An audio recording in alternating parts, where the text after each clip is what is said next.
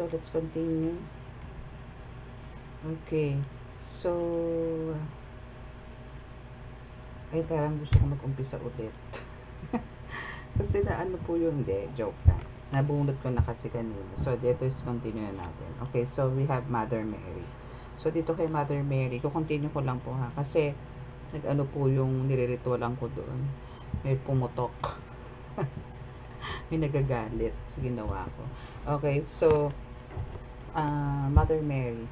So, what about Mother Mary? Is kung nakikita nyo po ito si Mother Perpetua, gano'n din naman po si Mother Mary, no, na may tangan-tangan na baby.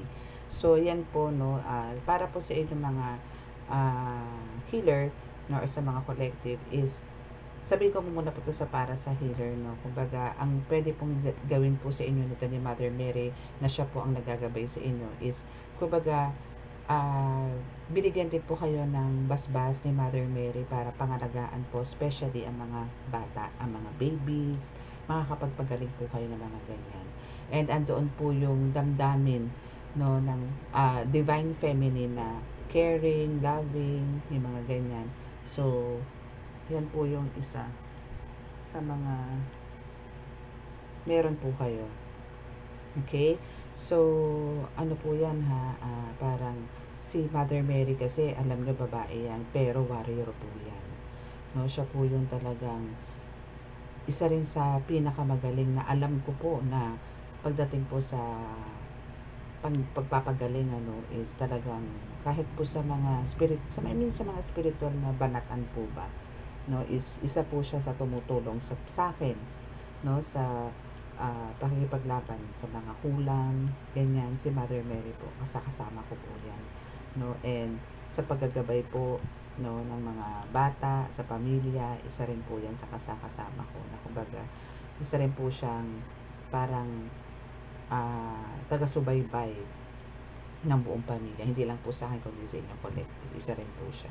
So, maganda po yan na kumbaga, isa po si Mama Mary, ang tangan po ninyo, ang kasama nyo po sa panggagamot o kasama nyo po sa spiritual journey. Okay? So, here is, sa tigal po, may tigal po na naman, no?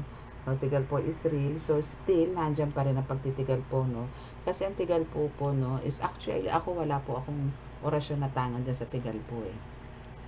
Sa panggagamot naman po kasi, saan katutak man po yan ang orasyon na yan na meron kayong alaga, no? Pero iilan lang po yan ang magagamit nyo dyan sa panggagamot. Isa po dyan, yung iba po, kahit sabihin nila yun daw meron po kasing ano yan, eh. Sa orasyon meron mababa, may middle, may mataas, may ganon, no? So, minsan po, sa malalang sakit, ang nagagamit po dyan is yung hindi po kataasan, no? May tawag doon, nakalimutan ko na yung tawag, eh. Kumbaga, parang mahina lang, parang tipong pampilay lang, or pang laman lupa, mga ganyan. Pero, gumagana po siya sa, may mga ganun po, eh, na gumagana po siya sa mataas na antas ng mga kulam. Meron naman po mataas, hindi po gumagana sa mga matataas na kumbate, no? Meron naman pong ang gamit lang is yung simpleng orasyon lang. May mga ganun po, depende po yan sa paano nyo siya i-deliver, paano nyo po siya ipatungkol doon sa ginagamot nyo. Depende po sa damdamin ng manggagamot yan. Hindi po porket alam nyo mataas yan, na pagkahaba-haba ng orasyon, akala nyo tumatalab yan. Hindi po lahat, no? Hindi po lahat. Depende nga po sa pagdadala ng healer. Depende po kung paano niya inalagaan yan, paano niya pinaniwalaan yung orasyon na yan, paano niya isinapuso yan. May ganun po, no? So, kaya po kailangan ang orasyon po na Latin, no? Kung may hawak po kayo mga Latin, kailangan po buhayin nyo po yan. Kasi may kanya-kanya pong gabay yung mga Latin na salita na yan. Hindi po yan gagana hanggat hindi nyo po nabubuhay yan. Kasi may mga buhay po talaga ang mga Latin. Parang yung mga gamit din. Mga ganito, may mga kanya-kanyang gabay po yan. Yan, may gabay po yan, may gabay yan, may gabay yan, may gabay yan, may gabay yan. So, ganun po yan. No, yung mga iyan, mga gabay, may mga kanya-kanyang gabay po yan. No? So, kailangan po doon, siguraduhin nyo po, nabuhay nyo po mo. Huwag kayo magre-reklamo kung hindi po kayo nakakapagpatakbo ng orasyon. Ano ba yan? Tagal-tagal po na ganito, ganyan. Again, pagka kayo po ay bibigkas ng orasyon, lalo na po kung Latin, kailangan po talaga doon is may proseso po. no? Hindi nyo po pwedeng banata ng banata unless nga po ganito, may bertud na po kayo. Ibig sabihin, nasa bloodline nyo naman po ang manggagamot. Pwedeng kahit siguro kahit wala na yung mga prosesong sinasabi ko, no, try nyo po, no, nabigkasin at kung makakapagpagana po kayo. Pero ang alam ko po, pagka may bertud, as in talagang nasa dugo nyo na po yung pagiging manggagamot, is talagang napakakapagpatakbo na po ng orasyon. Okay, so dito po sa Tigal po is ito po is meron po akong orasyon dyan, pero hindi ko naman po ginagamit. Meron lang po akong ibang way ng panggagamot pagdating po sa Tigal po, pero hindi ko po ginagamit ang mga orasyon ng para sa Tigal po, kontra Tigal po. Wala po ako nun. Kasi mas naniniwala po ako dun sa mga tangan ko na orasyon na halos nagagamit ko po sa lahat. 3 lang po halos ang ginagamit kong orasyon, na dagdagan lang po ng isa. Kasi nakagawa po ako ng sarili kong orasyon na ginagamit ko po ngayon sa panggagamot. So, 4 na po siya. Pagka medyo talagang matigas ang ulo, ito pong ginagawa kong orasyon ko. Yung ginawa ko pong orasyon, yun po ang pinangtatapat ko. Pero yung 3 po, gamit na gamit po yun. Which is yun po yung nakalagay sa mga langis ko, na nilalagay ko po, yung mga binibenta ko pong langis, yun po ang nilalagay ko na orasyon. Okay? So, dito po sa Tigal po is real. Since meron pa po kayo nito, is kailangan nyo po talagang manalig ng napakalakas kay Mother Mary.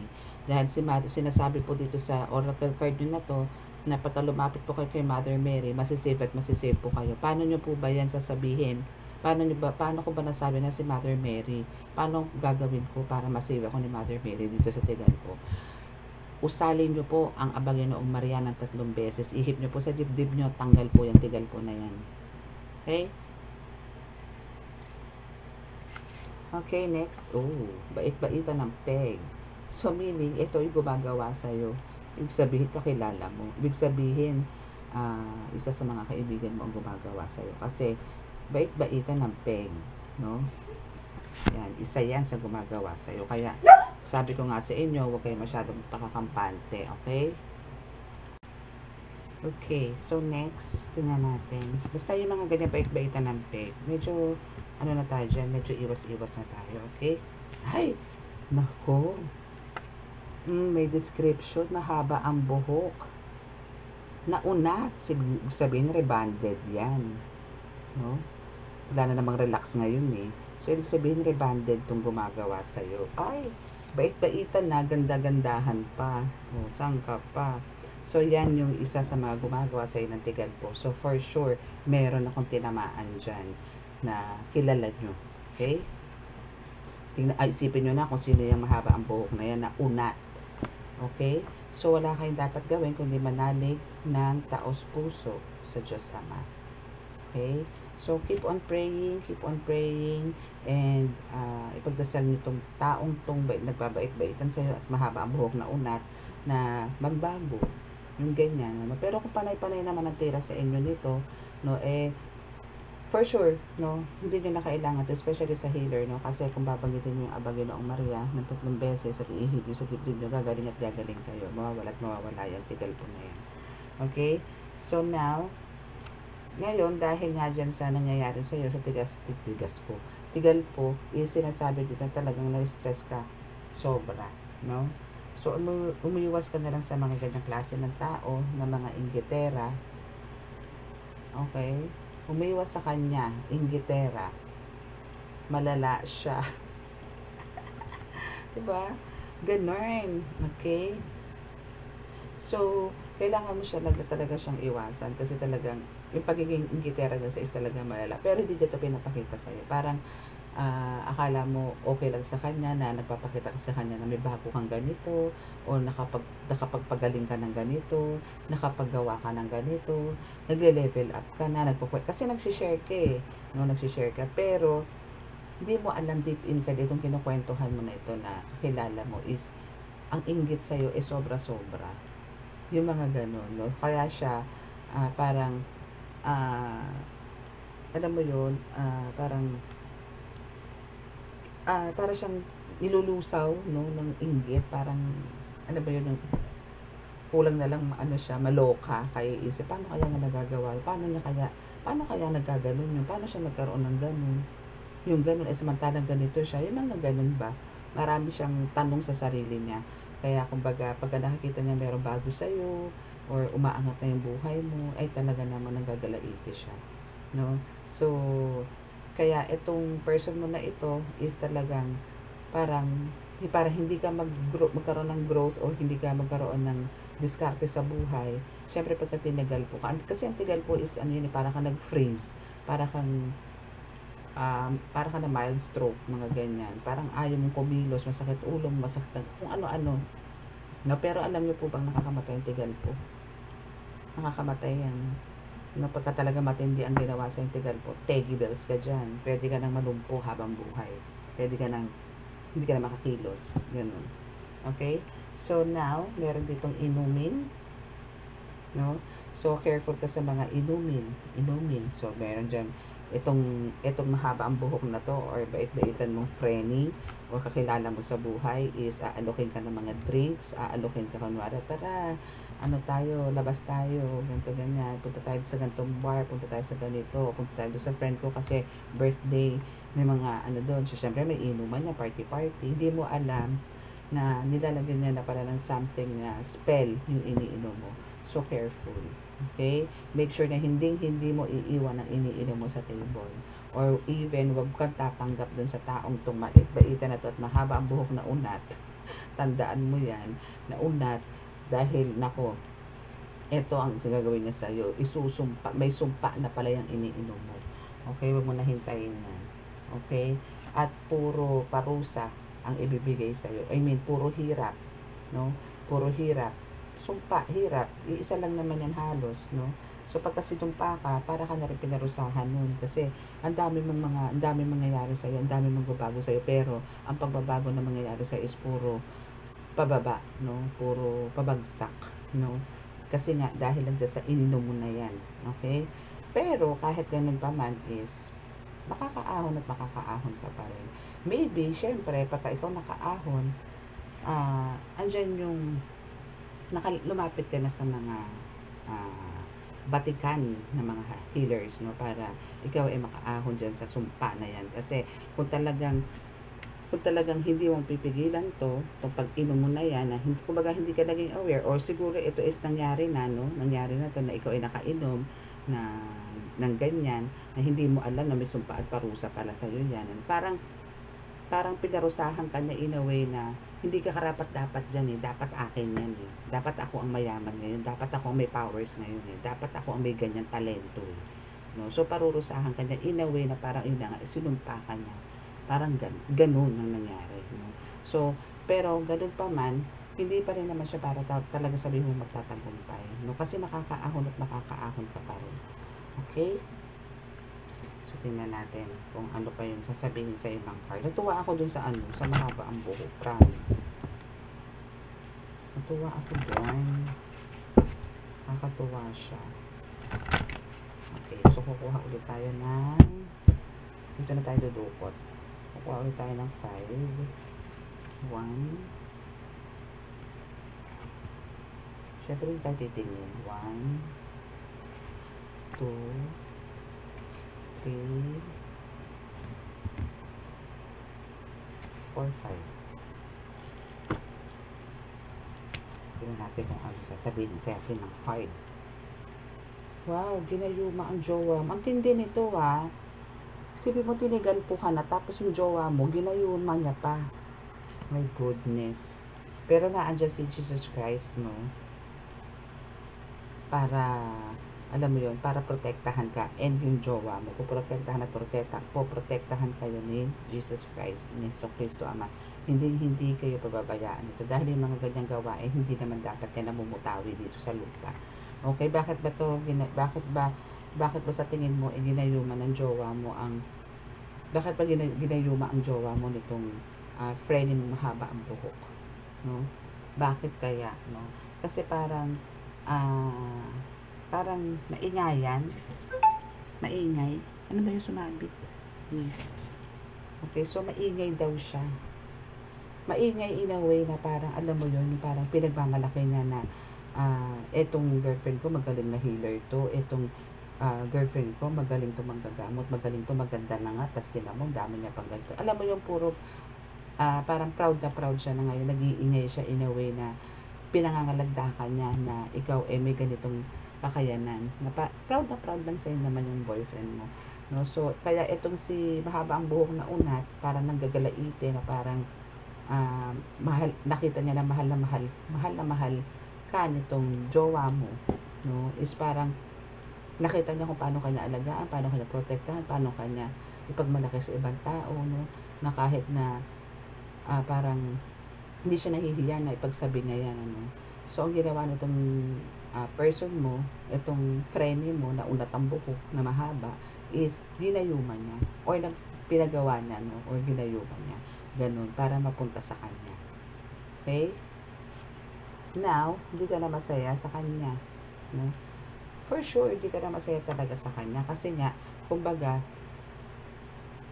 na-realize mo na ganun pala ang pagkatao niya. No? Parang, kahit na pinakita mo sa kanya na parang tinuring mo na siya halos parang kapatid, na parang naghihiraman na kayo ng damit, ganyan, and ang dami mo na mga shinare na mga problema. So, super, yung trust is lagi na andoon, pero para sa kanya, hindi niya tinreasure yun. Akala mo kasi totoong-totoo siya. So, ngayon, hindi ka na masaya sa kanya. Parang tinabangan ka na dito na hindi ka pala totoo. Kumbaga, yung pinapakita mo pala sa akin, puro ka plastikan lang, puro, lang yung pala, ingit na ingit ka sa akin. Yung mga ganon. And, bukod dyan sa ginayuman na yan, or tinigal po ka, alam mo yung hindi ka na makuha sa tigal po. Kasi nga, di ba sabi ko sa inyo kanina, yung tigal po is, ang tigal po is nakakamatay. Hindi ka na madali sa tigal po. Kaya gumawa siya ng death spell. No? Ito yung ginawa niya. Death spell. Pero for sure, backfired yan. Okay? Backfired yan. Promise. It's a backfired. Okay, tingnan natin dito sa isang tarot natin. Kung ano ba yung mga ginawa sa'yo na tigal po, no? Yan, death spell. Bakit ba may mga ganyan siyang sa'yo, banat sa'yo, no? Ginayuma na, may tinagal po, may death spell. Diyos ko, alam mo, package to, ha? Ang wala niya lang dito, palipad hangin, ritual, voodoo doll. Yun na lang ang wala halos. Pero halos ito kasi is talagang commonly nangyayari talaga sa ngayon. Actually, mga nahahawakan ko ngayon yung mga ganyang pasyente. Kaya halos talagang kulang na lang matulog ako ng mga alas 5 na ng madaling araw, kariritual, kababaklas. Kasi pila sila. Kasi hindi ko naman sila pwede pagsabay-sabayin. Kailangan may oras.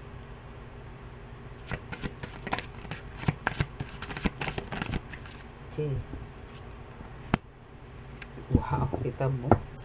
Talagang you have the devil. Diba? Devil, ibig sabihin talagang demonyo itong gumagawa sa'yo, darling. Na talagang, alam mo yun, yung pera mo is ayaw niyang lumago. Ayaw niyang umasenso ka, collective. My God, alam mo talagang may siya, may talagang meron siyang plano na sirain ang relasyon mo din at the same time. Butasin ang bulsa mo.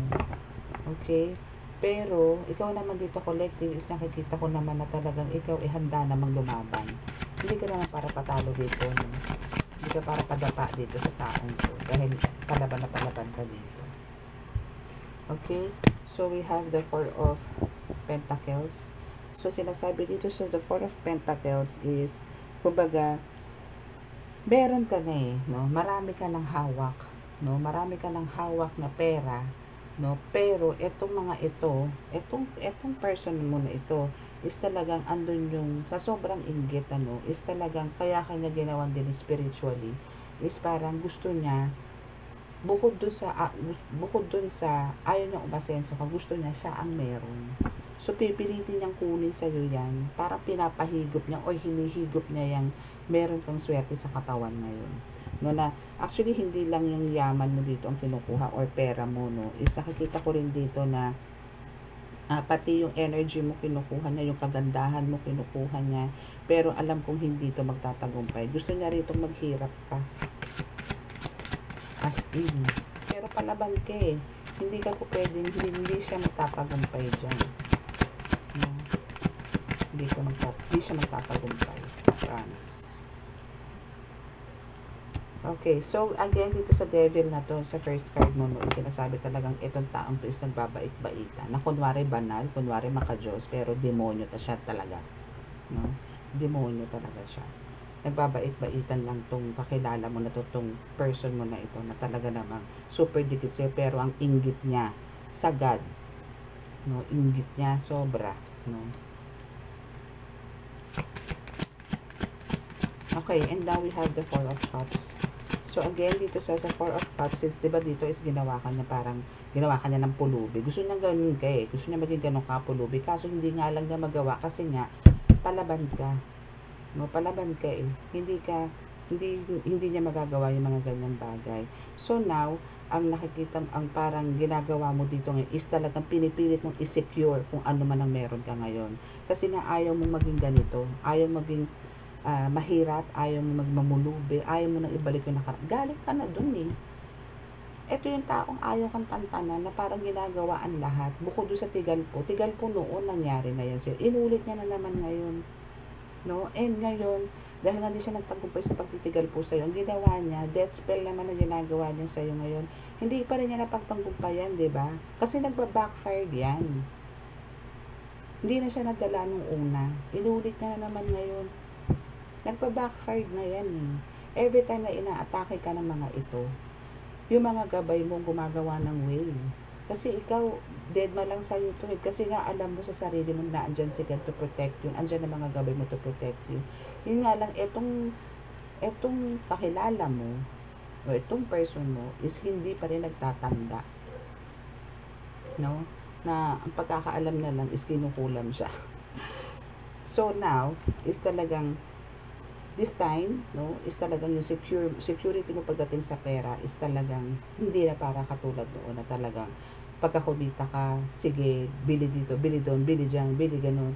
Ngayon hindi, marunong ka na mag-budget. Napaka-wise mo ngayon sa pera, which is very good. No? Hindi tayo, hindi ka na parang matatawag nito one time millionaire, ganun.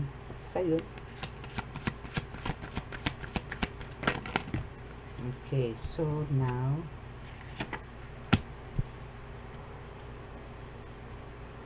we have the Two of Pentacles and Knight of Swords. My God, alam mo talagang desidido siyang tigukin eh. No? Gusto ka na talagang tigukin, malito, no? Parang, alam mo yun, gusto ka niyang dalhin sa mental, kulang na lang ganun. And yun ang plano mo, yung mga pangarap mo na, or yung destiny mo, gusto mo kanyang sirain, ayaw niya mapagtagumpay ka kasi alam niya kung ano yung mangyayari sa'yo sa future eh. No? Alam niya.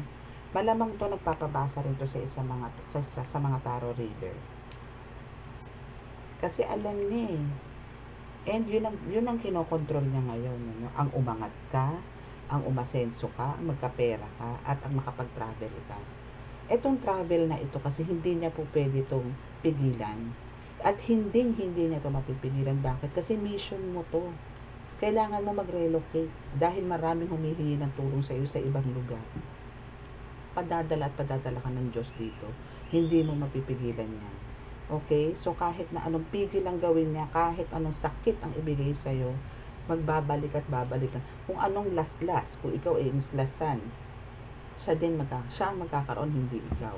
Kung ano man yung ginagawa niya sa'yo, yun ang mangyayari sa kanya. Okay? Okay, so dito sa Ace of Swords is sinasabi rin dito na hindi ka magwawagi. Yun ang sinasabi niya nitong person mo, na ikaw ay hindi magwawagi. Hindi ka po pwedeng magkaroon ng power, hindi ka po pwedeng magkaroon ng corona, no? Dahil sa kanya ang corona. Yun ang gusto niyang mangyari. Gusto niya sa kanya ang corona, sa kanya ang power, nasa kanya, talagang gano'n, nasa kanya ang trono.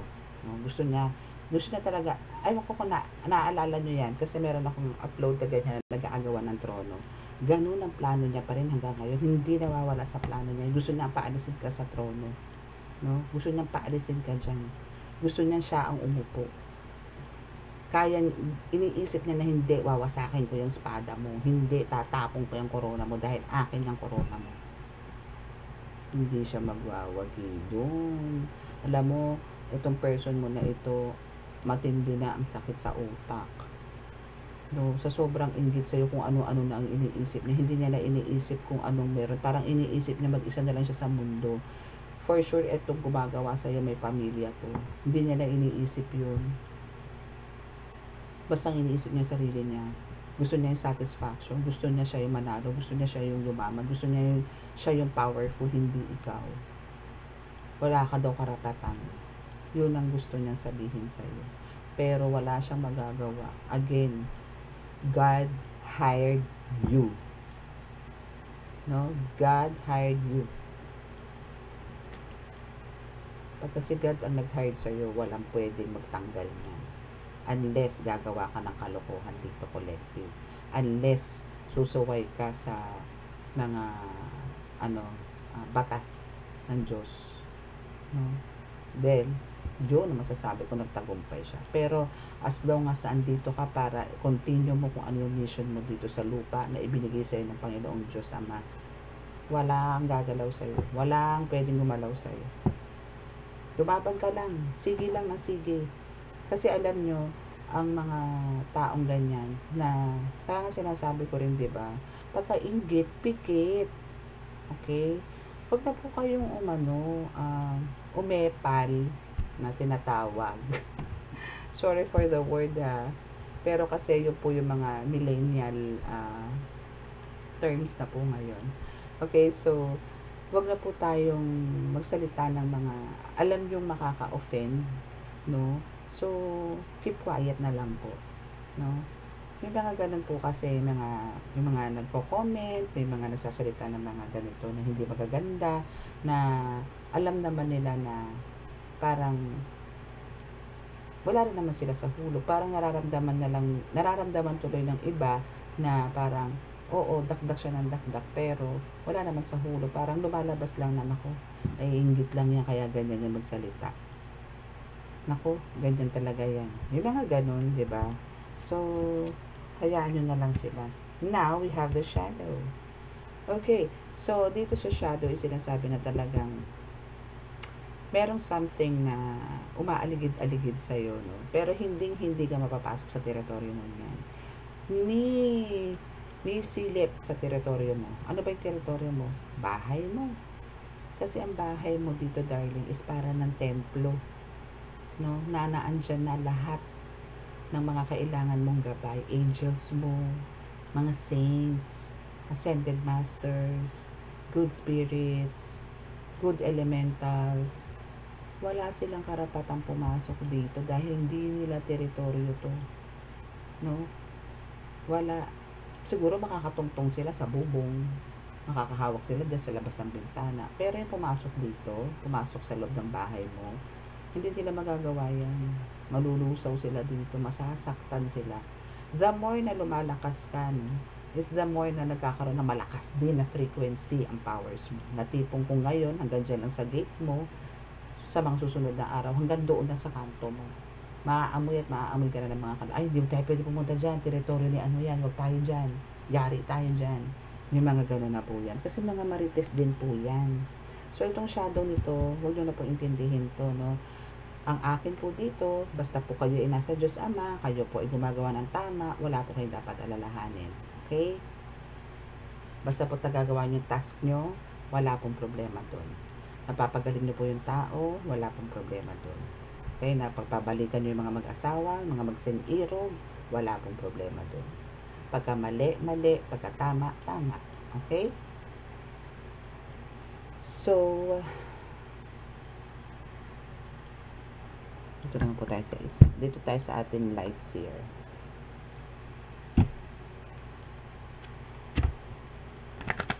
Ito po is isa to sa mga antigo kong baraha.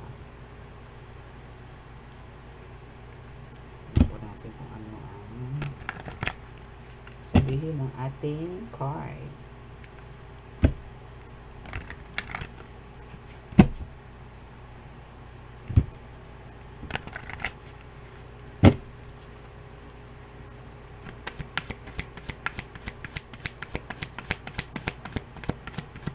Hindi ng devil. Ako, careful ka ha. Huwag kayo magpakakampante ha. Kailangan dito talaga, the more na lumalakas po kayo kasi the more ng attacks ng mga demons. Kaya kailangan po dito yung pakikipag-usap nyo lagi sa Diyos Ama is talagang galing po lahat sa puso. No? Especially po sa mga healers na talagang umaatake po ng halos araw-araw ng mga kulang. Wow, ang ganda ng ano mo ngayon. Okay, so you have Four of Wands here, which is time to celebrate. Kailangan mo magdiwang at magdidiwang ka dahil sa mga ginagawa mo. Dahil nagagawa mo na maayos ang mission mo dito sa lupa, and even yung ginagawang gayuma is hindi siya magtatagumpay dahil ang kay Wana, ang kay Pedra. Okay? So, walang makakakuha ng partner mo, boyfriend mo, husband mo, kalibid mo, wale. Okay? So, basta continue lang tayo, then let go, let God nyo po yan. Yan yung si God ang gumawa ng paraan.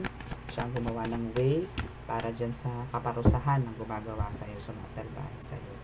And now, justice is served. Diba dito sa mga taong pumupuksa sa'yo, pumibigyan ng perwisyo sa'yo, dahil sa ayaw ka nga niyang magkaroon ng recognition or ma-recognize sa buong mundo. Kasi nakikita ko dito is talagang para ka nasa spotlight, no? Nasa stage na puro ikaw ay hahangaan ng karamihan na tao. Magiging kilala ka sa buong mundo. Ganon katindi ang inggit na sa'yo dahil alam niyang magiging famous ka. No? Alam niya magiging famous ka. Pero justice is served. No? Kahit na anong bulong sa'yo nito, kahit na anong banat sa'yo nito, kahit na anong spell work ang gawin nito sa'yo, wala siyang magagawa. Again. Now, tigilan mo ng pagmumukmuk. Please. No? Hindi makakatulong. Kailangan mo dito is labanan mo kung ano man yung mga binabato sa'yo kasi nakakapagpalipad hangin siya sa'yo eh. So, ang gawin mo dito is labanan mo lang yan. Diretso mo lang. Kahit na medyo andun yung feel weak ka, pero alam mo meron kang dapat gampanan na misyon kay God. Na kailangan mo mag-serve kay God ng araw na yan, yung oras na yan. Gawin mo. Kasi, andyan yung susuportahan ka naman ng mga guides mo. Bibigyan ka nila ng strength. Kasi yung mga ganyan is a test pa rin yan. Consider nyo po yan na isang pagsubok ulit yan. No, parang, hindi na matitigil yung pagsubok dito eh. No? Kasi the more naman ang pagsubok at talagpasan mo to, bibigyan ka na naman ng panibagong, alam mo yung panibagong kakayanan, panibagong rewards, yung mga ganun. So, yung mga ganyang pagiging weak nyo sa araw-araw, kung nagbabago yung mga moods nyo, nagbabago yung mga, ano ba yan, nasunog na ata yung cellphone ko. Yung nagbabago yung mga attitude nyo, behavior nyo, labanan nyo po yan. Pero pag oras na napaglabanan, nalusutan niyo po yan sa araw na yan. At susunod pa mga araw, abangan nyo. Sa susunod din na araw, may mga blessings na darating sa inyo from God. No? Kaya huwag na po kayo magmukmuk. Okay?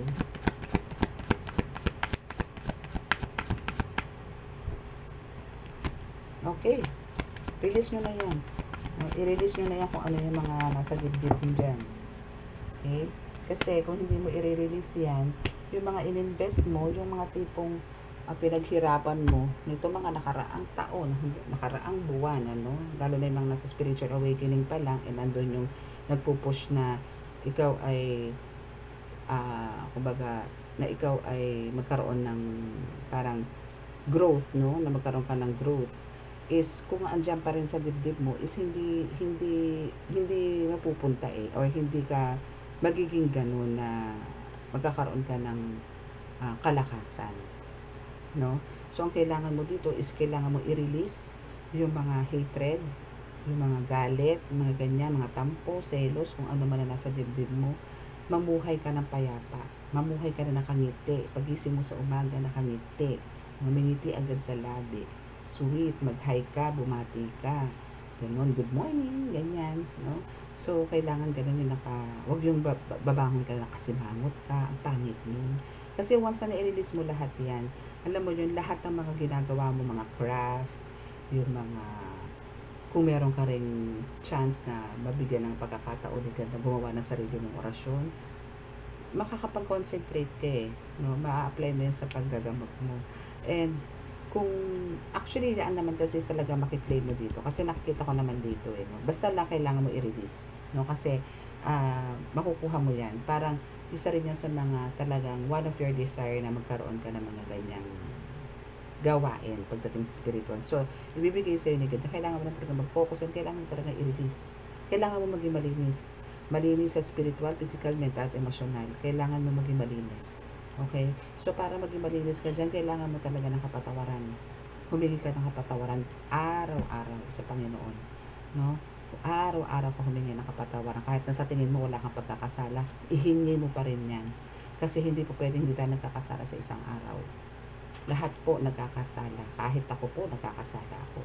Sa isip, sa salita, sa gawa. Kaya kailangan po araw-araw. No? Or every time po na alam niyo naman po sa sarili niyo kung ano yung tama at mali.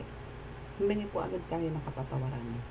No? Humingi po tayo agad ng kapatawaran. At make sure na hindi na po mauulit. Mahirap po yung sorry kayo, tapos uulitin nyo rin po. No? Nakakaloko na po yun pag ganun. Okay, so here's a Queen of Wands. Sinasabi po dyan na kumbaga, dahil po dyan sa nagkaroon kayo ng focus, yung dedication nyo, ibinigay nyo po dito sa panggagamot na to, dito sa mga ginagawa nyo, siguro mga gumagawa kayo ng langis, or parang minimix nyo na yung mga orasyon, mga ganyan, para lang magkaroon ng magandang effect, no? Kasi depende po yan sa, basta po galing sa puso, talagang iba po ang talab niyan, iba po ang bisa, malakas. No, dahil po dyan is magkakaroon po kayo talaga ng superpower, no? Kaliwat kanan, power, no? Parang yan shing, ganun. May pa ganun. Nakalimutan ko na yung tawag dun sa power na yung may ganun. Ching! Ching no? May ganun. So, kailangan po talaga dun is, alam nyo na, i-release lang po natin. Kasi iba rin po talaga, kahit kung wala naman po kayo spiritual, pag nakapag-release po kayo, nakapagpatawad po, napakagaan po, diba? Kesa po yung may kinikim-kim kayo. Parang lang po yun sa pag-aasawa. O sa mag-asawa, nag-away kayo, kahit sa mag-girlfriend, kahit sa magkaibigan. Pag magka-away kayo, ang bigat po, diba? Pero pagka nagkabati kayo, kasi nagkaroon na ng kapatawaran, ang gaan na po. Masaya na po ulit kayo. No? Sana po naiintindihan nyo po yung mga sinasabi ko pagdating po sa kapatawaran na talaga pong napakalaking tulong po natin. Napakalaking tulong po yan sa araw-araw na pamumuhay natin. Ang kapatawaran. Okay? Napaka-effective. No? So, doon naman po sa mga napatawad nyo na, pero ayaw nyo na po ibalik yung dating samahan, keribum-bum lang po yun. No? Kung talagang sa tingin nyo po, sukdulan naman po ang kasamaan ng ginawa sa inyo, okay na po yung pinatawad nyo. Pero, siguro, okay na po yun. Kesa po, parang magkakaroon ka lang din ng doubt sa kanya, pagdududahan mo lang din siya para pag naging close ulit kayo, makikipag-ayos ka ulit sa kanya na parang gusto niyo ibalik yung dati. Hindi na po mangyayari kasi yun Pagka masyado malalim na po ang pinanggalingan ng gulo, is hindi na po ganun ka-smooth ulit. Siguro po babalikan, pero in God's perfect time. Pero hindi pa po sa agad-agad na oras. No? Hindi pa po sa agad-agad na sitwasyon is mangyayari po yung mga ganun. Meron po talagang time to heal yung mga ganun. Okay? Ganun po yun. Okay. So, now is, I think yun na lang po, no? Wala na po tayong ibang sasabihin. Okay. So, now is, I'm hoping po na meron po tayong, kung sino po yung mga naka-resonate, please, paki-subscribe po ang ating channel. And, sa mga gusto po magpa-reading, please, by appointment po tayo. Again, paulit-ulit po ako. By appointment po. By appointment po. Hindi po pwede ang rush. Okay? Hindi po pwede yung pagka-after po ng payment nyo, isasalpa ko po kagad kayo. May naka-line up po kasi. Okay? Uulitin ko po yan. May naka-line up na po ng oras na nagkaroon po kayo ng, pagka nakapagbayad po kayo, meron na po. Wala pong rush. Okay? So, yung mga magpapabook po ng weekend, antemano po, Monday po yan. Okay? Ibubook po kayo ng Monday.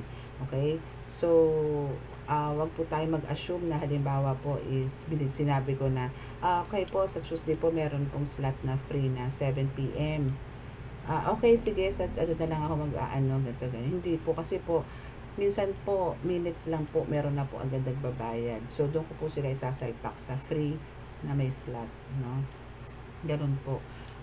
Minsan po, tatlong sunod na araw po, puno na po kagad ang slot. I mean, wala na pong bakante. Unless, magpapa-change po sila ng schedule, depende po sa mga, pero po kasi ako mga clients na nag-change po ng schedule kasi merong emergency or merong hindi po pinayagang mag-off, kaya move yung mga ganun. Yun, pagka ganun po, pwede po, pero napakabihira po ng ganun. Hanggat maaari nga po kasi kung nagbayad sila, gusto nila agad-agad. Kasi po may mga naka-line up po kasi. Okay, and by the way, hindi na, sasabihin ko na lang po to sa ano, sa mga clients pagka nagpa-book. Okay, so yun po. So, paki-subscribe, no? Paki-click po yung subscribe button, no? And paki-like and share na rin po. Then, paki-click din po yung notification bell para po sa mga updates, no? Yan. So, try ko po to borrow kung makakapag-flex po ako ng mga amulets. Pero ang alam ko kasi bukas darating po yung iba. Then, yung iba po is on Wednesday. So, let's see kung ano. Kasi mas gusto ko po yung sabay-sabay eh. Yung sabay-sabay po ako nag-flex. Okay, so matindi to ha. Matindi tong alam mo, meron kang death spell. Meron kang, ano ba, tigal po. No? Pero, andito si Jesus Christ, naggagabay sa'yo. At si Mother Mary. So, ang mag-ina is talaga namang super gabay sa'yo. Congratulations. No? So, careful ka again dito sa mahaba ang buhok na unat na nagbabait-baitan sa'yo. Okay? Careful, careful. Ayan. Okay, so thank you so much and God bless. Bye. Diba?